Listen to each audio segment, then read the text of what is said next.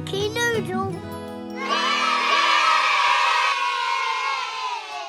Hello Noodle Bugs, how are you?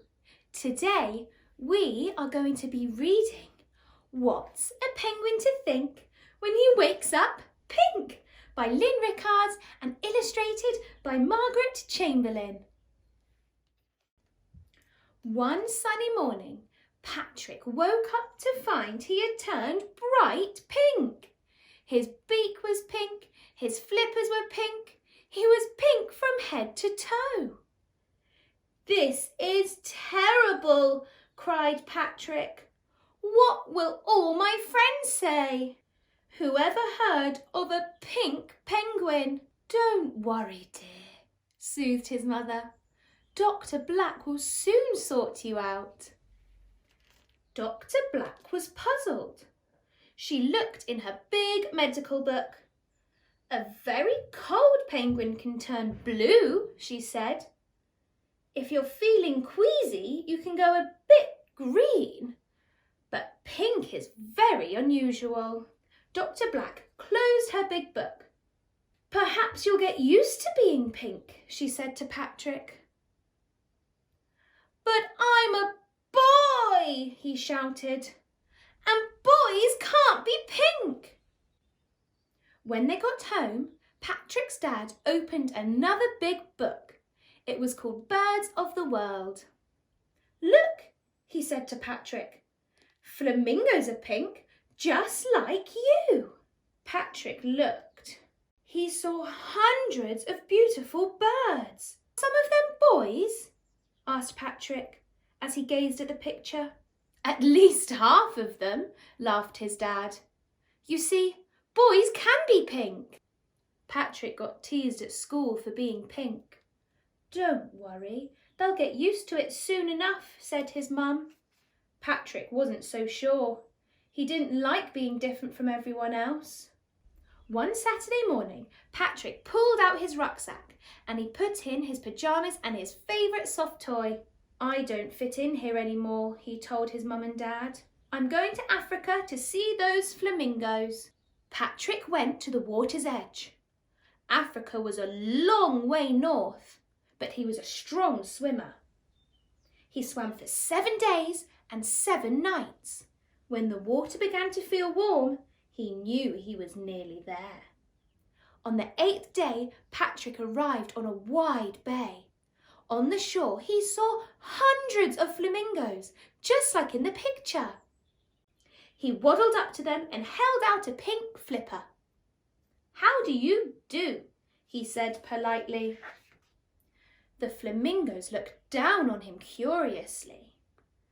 They had long necks and spindly legs and were very, very tall.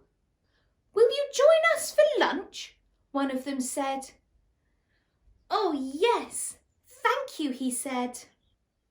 All the flamingos dipped their curvy beaks into the water and started skimming them back and forth. Patrick's beak was quite the wrong shape, so he came up coughing and spluttering. He'd have to go hungry. After lunch, the flamingos had a nap. They all stood on one leg and tucked their heads down. Patrick tried to stand on one leg too. He was hopeless. When sunset came, it was time to fly to the nesting ground. The flamingos flapped their wings and rose into the air like pink clouds. One small pink penguin was left behind. "This is no good," said Patrick. "He didn't belong here, even though he was pink." "It's time to go home." The next morning, Patrick set off. He swam for 7 days and 7 nights until the water felt lovely and cold again. Patrick's mum and dad were very pleased to see him. "You must have missed your favourite breakfast," said Dad. "I sure did," said Patrick with his mouth full. When Patrick went back to school, his whole class crowded around him. "Where have you been, Patrick?" they asked. "We missed you." Patrick's teacher asked him to give a little talk about his travels. He stood at the front of the class with a big map and a pointer. "I went to Africa," Patrick told his friends. "Wow! asked Billy. Patrick nodded proudly. In Africa, the water is warm, he continued. There are colourful fish and tall pink birds called flamingos. Did you see one of those? Asked Lulu. I saw hundreds, answered Patrick. They were beautiful. But you know, they can't swim underwater or slide on their tummies like we can.